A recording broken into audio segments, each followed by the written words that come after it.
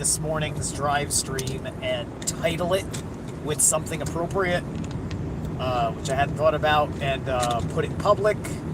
I really like what I had to say in that video, especially once I started answering a few questions from people in chat. So I'm fine with that. If I wasn't driving, don't get me wrong, I probably would have at least put that motherfucker in a timeout for that nonsense comment. Or question, or whatever the hell his asinine little question was. You know.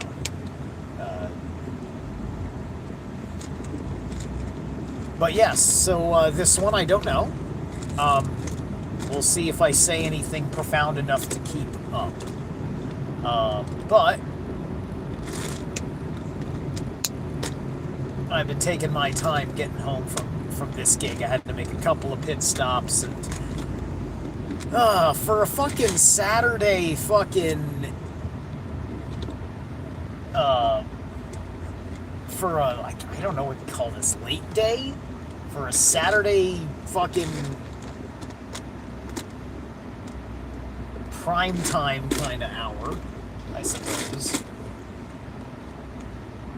A lot of traffic. An annoying amount of traffic.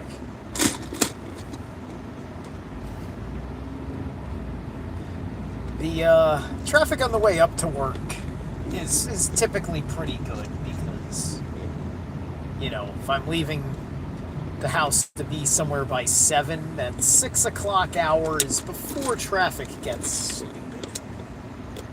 But at any rate,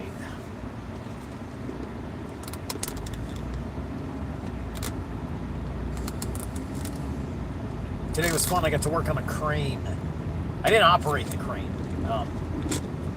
I am not talented enough to operate a crane.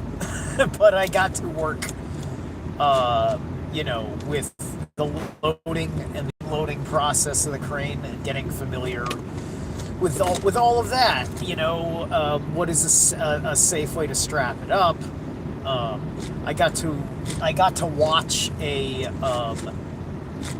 I don't know if she's like a public or part of Yale, because this was all like Yale stuff, and her vest said Yale safety, but like she was like this bureaucrat person, inspector, who was giving us anal retentive ways in which we fucking throw shit in a dumpster.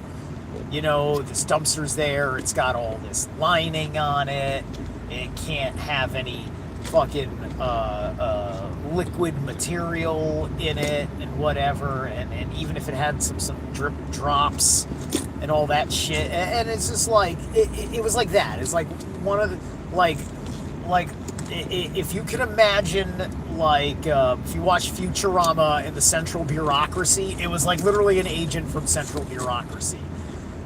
She was, if you've seen everything everywhere, everything everywhere all at once, she's the IRS auditor. Right? Almost the same temperament. And, you know, probably was a raging bull dyke. But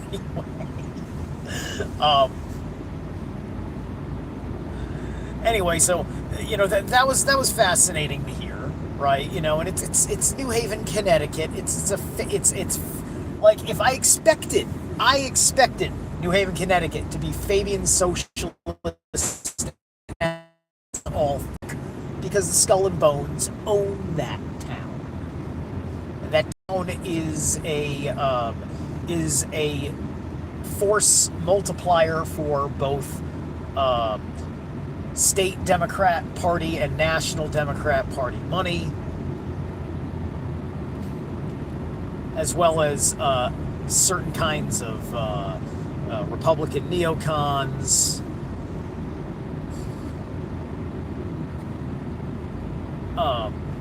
And of course, just the Ivy League educated masses that come out of it. And there's a lot of Jewish iconography involved in some of those places with Yale, or just things in that Yale area. Like not Judeo-Christian, but like Jewish, like a book, like Hebrew letters carved in stone on like the wall. Like not on the building I was working in. The building I was working in was actually was very Greek-esque, because it's I can't remember the name of the building, but it's actually on a list of as it's an important building because it's got I guess one of the world's biggest pipe organs in it. So I saw this thing walking by the scaffolding near the stage for getting roof access, and wow, yeah. So I got to see one of the biggest pipe organs in the world up close. The pipes themselves, not the organ, was covered up for protection because it's a work zone. But the ceiling had pictures of the 9 muses, Zeus's daughters, and all this, right? And so that's very cool, as per being a Greek theater atmosphere, effectively, right? I think that there was some allusions to Peter, as I noticed that there was engravements of vine work, and on this vine work was it was very cornucopia with literal corn and a few other looked like harvestables that were kind of emerging out of this kind of snaking path up a pillar and things, or up a corner and things like that. So anyway, it wasn't like Tartaria fucking cool. It's not like that. I don't even think it's a mud flood building at all. But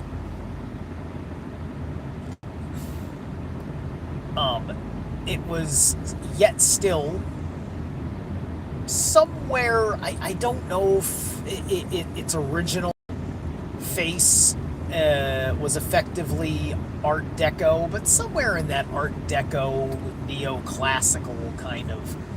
It's kind of like that uncanny valley between Art Deco and neoclassical / modern, right? That's how it kind of is, and not postmodern, like modern, right? So just a pleasant old building going through serious renovations.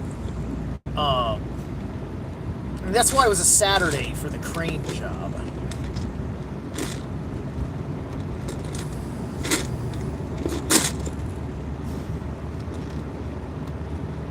And it was very interesting. One of the co-workers who seemed like a curious sort of fellow,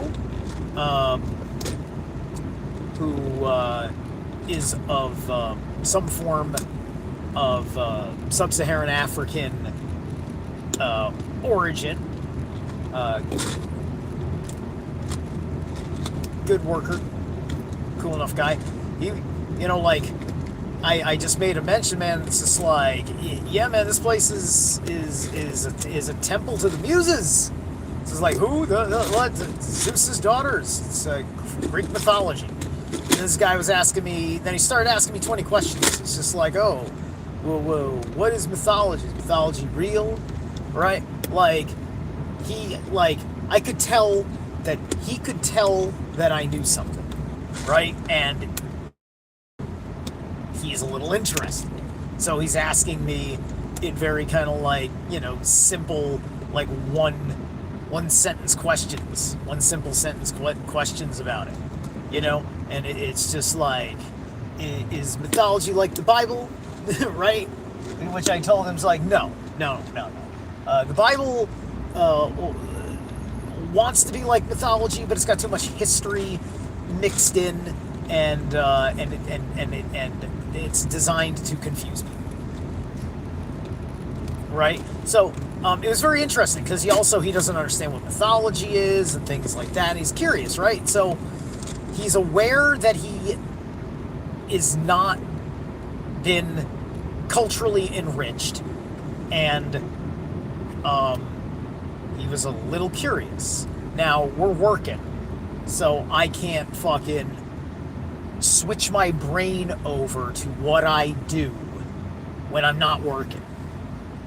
My brain works a little bit more like a normie because, you know, I'm basically Odin in disguise when I gotta fucking be out there, and so I'm in this other aspect of my authentic persona.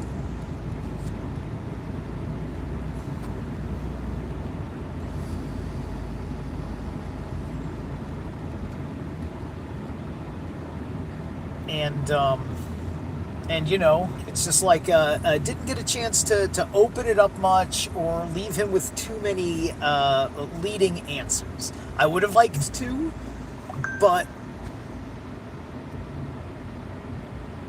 not sure. Not sure how to.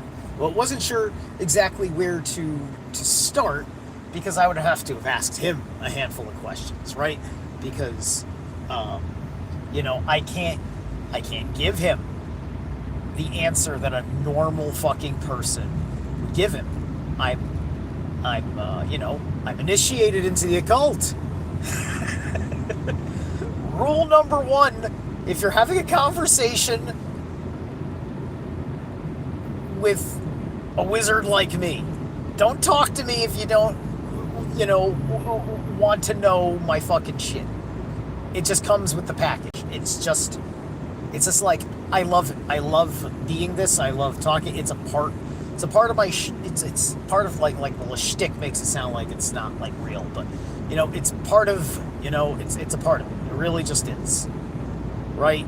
Because since I was a kid, all I would hear is. Oh, somebody was sharing a problem, and I'm like one of those fucking goddamn typical guys who just fucking has to turn that into, oh, I know, I got an answer for that. And I get conflicted when nobody wants to hear my answer for that, which is also, I thought, part of conversation. It's just like, I thought I got to choose how I had conversations with people. I didn't know I had to have protocols, you know, where I have to say something a particular way that's inauthentic, just so you enjoy the experience of talking to me. That's not fun for me at all. That sucks. It's a waste of time, and I don't like building relationships that way.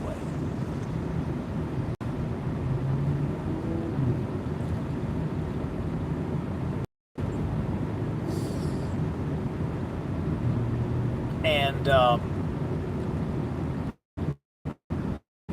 people get insulted by this shit sometimes because they don't like it for whatever reason, especially if they are seemingly trying to work on it, right? It's just like if we're having an open conversation, if you're volunteering to tell me out of my love and interest in seeing people that I like, you know, fucking rise up and succeed and all that shit, I'd rather tell you what, right? And get fucking, you know, slapped in the face or something. I don't know how it turned into a slap in the face. I was just saying do some stretching. So anyway,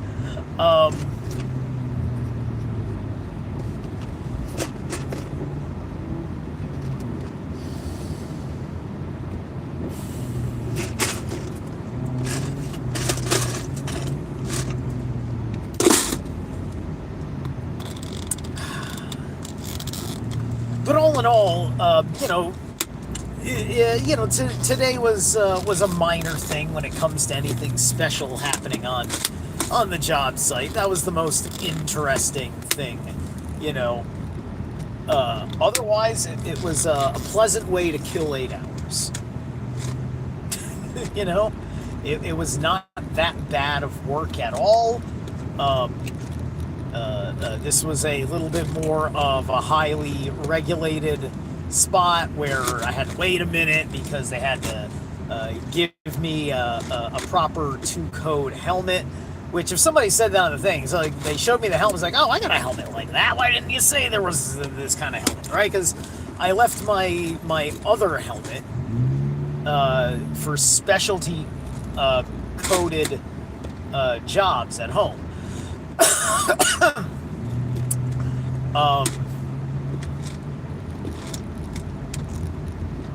Or hard hat, I guess they call it. It's not really a helmet. Well, I wish it was a helmet.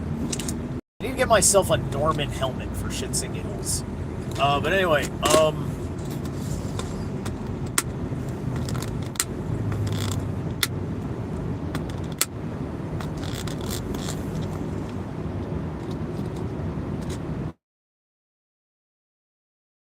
you know, I miss some of my old friends that are far more on the Antifa spectrum from my 20s. My friends that I had when I was in my 20s. In my 20s! I like that Ghost album. I like Ghost. They're not metal, but it's not the fucking point. You know, like, you want to blame the people that push them as some sort of edgy metal act. Sure, you can blame them, but don't blame Ghost. I mean, look, it works. I saw Ghost from when they opened up for fucking Opeth, for fuck's sake. I mean, you know, they have some fucking shit that lands flat or whatever. I don't know. I don't know why anybody's sick of them, per se. Are they really that overexposed for you or whatever? It doesn't matter. Anyway, it's fine. They haven't grasped me so tightly recently, but whatever. They've had enough good albums, and everybody's entitled to fucking, you know, have a few mediocre albums and then come back with a banger all of a sudden, right? You know, it happens. It's talented fucking people that like to rock. But anyway, why was I talking about Ghost? How did I segue to Ghost? Oh, yes, my friends from the 20s, because they did that song about the 20s. I started singing it. You know, because I had friends that are very much into, like, LARPing and stuff like that. And, you know, it's just like the culture of the scene and all that. It's too much cringing, right? Because... you know, like, I didn't realize growing up what kind of thing was cultivating in the early 2000s with my friends that were a mixed bag of Gen X millennials, technically zillennials, and things like that. You know, I'm a zillennial, which is really a subgroup. I'm ultimately just X, like just the tail ass end of X, but just enough where I'm feeling the millennialism.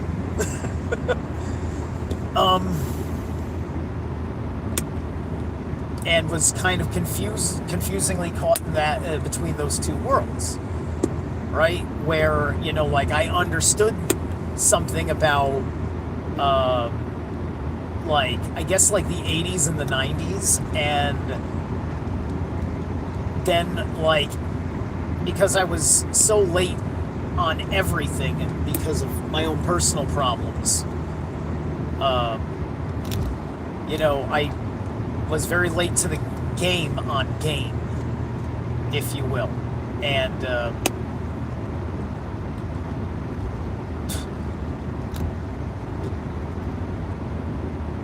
so that was a bit crazy for me, because I was thinking and like, oh, courting women this way, having fun, finding different kinds of gals, maybe get laid here and there, while I'm young, just having fun, and then later maybe I'll figure out I'm gonna fall in love, or I don't know, maybe I fall in, like, I don't even know. I probably, and the thing is that I was uncertain even in the middle of like having dates that are going super well, and because I didn't know whether I wanted to fucking do a relationship, whatever, or I didn't want to treat her a certain way. I'd end up behaving very, very awkward at some point, and also just having, and then fucking terrible ideas in my head, like, fucking just try and fuck her, because she's probably fucking, well, what the fuck, right? It's probably not gonna be it anyway, right? Going through too many disappointments, not having, not really ever wanting to lean on my father, and not really having any other kind of strong male role models to really guide me through this process properly. And now I need to be more, because I've had the Black Mirror thrown in my face enough fucking times, to know that I got to do things completely differently, and I have to fucking chill the fuck out, because I can have some horrible missteps that make it seem like my intentions are horrible, and then I hate myself because I'm trying just to not think about it, because the last time I thought about it I fucked it up, but then the last time I didn't think about it I fucked it up, right? And so it is what it is.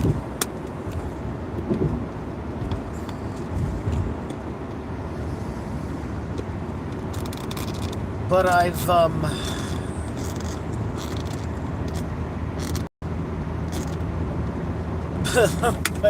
okay.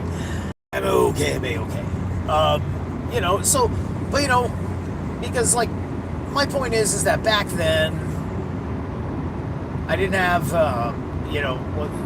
with all the bad habits, being in bad shape, being so beyond destitute, it felt like,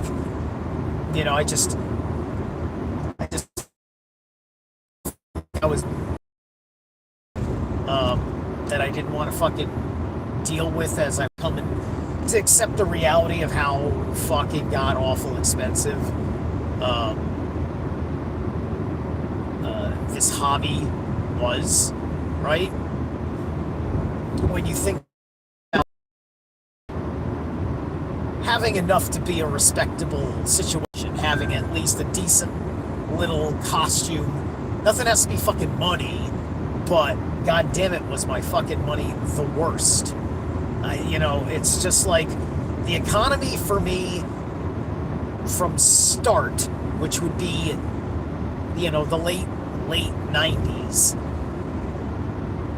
until I fucking became an Uber driver, was the most horrible fucking living unemployed experience that I'm still in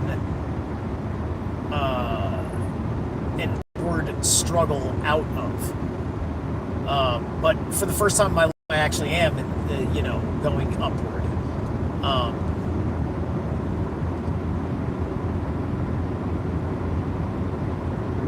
Because it was hard for me to tell there was anything that was wrong with me for a while, because everything everybody was telling me was wrong with me was not what was wrong with me. They were yelling at me for symptoms. What's wrong with me? But none of it was bringing me to awareness of what's wrong with me, because nobody considered my mistrust of certain things as rational in any way, shape, or form. Because, like I said, that Begonia movie is a black mirror of my life. Seeing it in kind of both characters, because, like maybe in my fucking earliest time, because I my head in a fantasy world with cartoons and things, and I don't know, being a temperamental little fucking shit, and I don't know, a bit greedy, perhaps a bit selfish. Oh, come on, let me get out of here. I don't want to fucking be in. You see, I'm trying to fucking merge. No fucking respect. I can't fucking yield. For 3 seconds, my fucking signal's going. You had fucking 5 seconds to look at my fucking signals, and I'm already halfway in the fucking lane. But no. Yeah, fuck you, man. Huh. You're gonna turn here. Assholes. Anyway.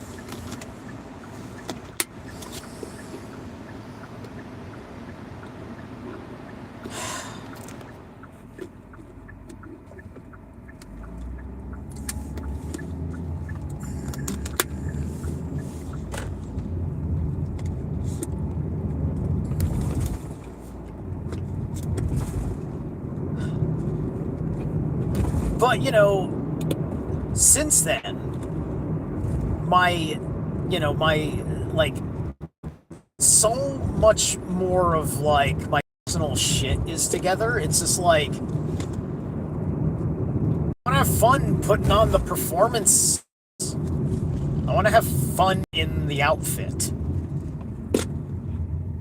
I want to, I want to have a discourse with someone in character speaking in strange words, right? LARPing, and it's so much fun,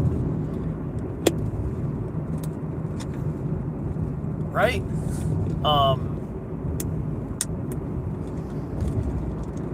But it's a highly social co-ed affair, and I'm still struggling with certain social cues. So fucking retarded, right? To the point where, like, I'm not gonna fucking cause any real fucking problems. People are just going to assume my intentions are wrong. And because I can also still, I can speak whatever ways, I can have the oddest flight of fancy in my head that I thought would be fucking okay because I seem like I'm hitting things off with someone, right? This is my retarded dynamics, and it's just like I've had to really learn to accept at the very least that I'm probably gonna say something stupid and insulting or whatever, and I'm just gonna have to fucking live with it because this is how I am, what I am. And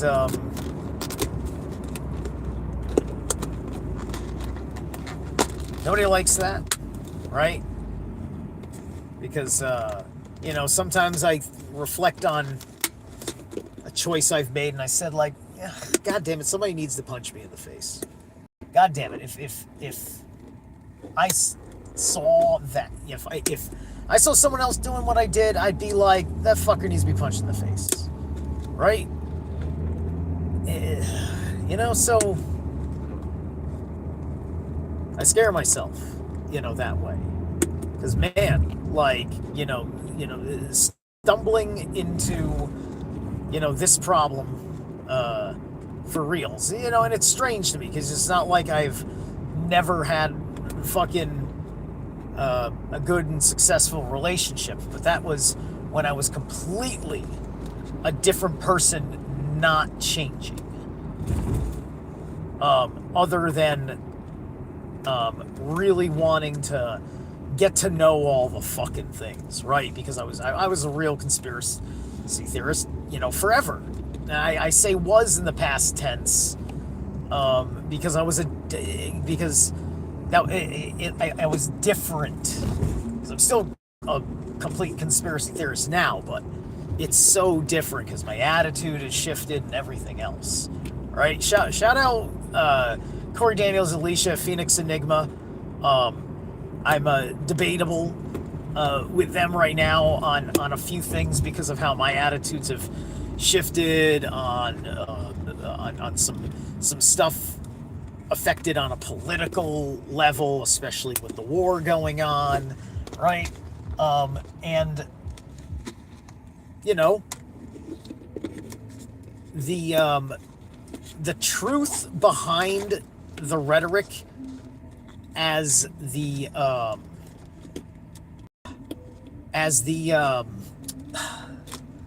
whole camp of confused conservatives that people are talking about, like Tucker, Candace Owens, and Fuentes, and all these other fucking guys, right? That exist on a, it's just this strange thing about how the Epstein files became this major dividing point, right? And I really don't believe that this is about blackmail. I think that this is about American foreign policy, period. Because I don't see a difference other than the circumstances of time. There was no way the state of affairs in the Middle East were just going to stay like this forever, especially if America was going to be changing big time. And especially if America is no angel. And we are no angels. And no one is an angel. And there's nothing especially evil about what Israel's doing. We haven't wiped China off the face of the earth for what Mao did or what Xi did in the pandemic. What the CCP is doing now. We're not wiping the Russians off the face of the earth for what they're doing in some aspects of the Ukraine, or the Ukraine in general, I suppose, if we're gonna say that. Like personally, I think the biggest tragedy is that we can't fucking have a rational conversation with Russia, right? They're just gonna keep on doing this thing. And I think regardless of any conspiratorial truths, including, of course, the interest of the Caucasus Mountains of the Ukraine, and whatever that whole Khrushchev sell-off thing was a fucking bout. We can't take back Khrushchev's mistake. We can't take back the Balfour Declaration. We can't take back a whole lot of things. Right? And a lot of those things were building up on other things predicated. And we have a habit of letting all sorts of factors that are not related to the causality of history change our attitude about the direction we take things. And so ultimately, there is nothing especially evil. Because guess what? Every nation has a religious fucking doctrine that justifies what the fuck they do for themselves. Manifest destiny was Americans, right? And, I don't quite know when the American imperialism quite up on anything, because, we're gonna defend and spread democracy and freedom, right? That was the idea, right? It was a tongue-in-cheek version of Manifest Destiny, but it was not based on conquering the world, but it was based on forcing them to have an American business of consequence for their resources in their country. Now, the details of that are not that evil, in my opinion. I'm not completely ashamed of everything our country has done, either within its national borders or as the enforcer of a global corporate empire that is registered in usually these United States.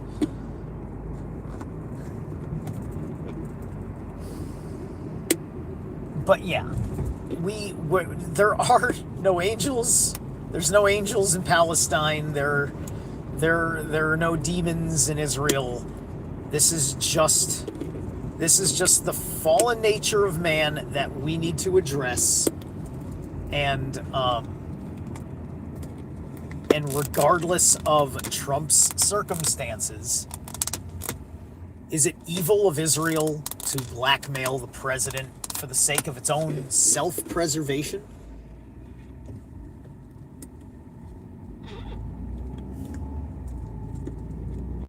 None of us have to like any way that anything goes fucking down. And the ultimate truth is you only control yourself. And you only have influence within a certain sphere of agreement, such as we agree we're Americans, as I identify you as an American, you identify me as an American.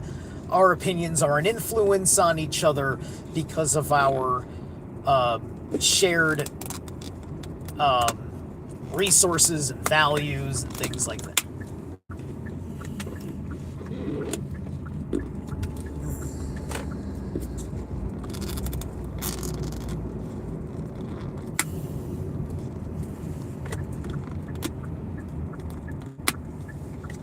We're about to wrap this up. I'm almost home.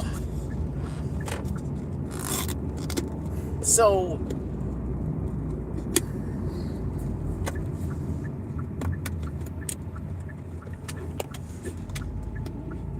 I can make more secular arguments as an animist pagan for the preservation and defense of Israel than the Israelites can.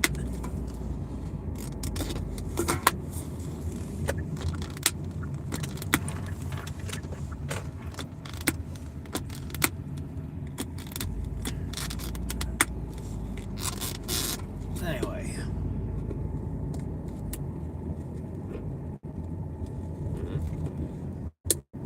All right. So, thanks for listening, and catch you guys later.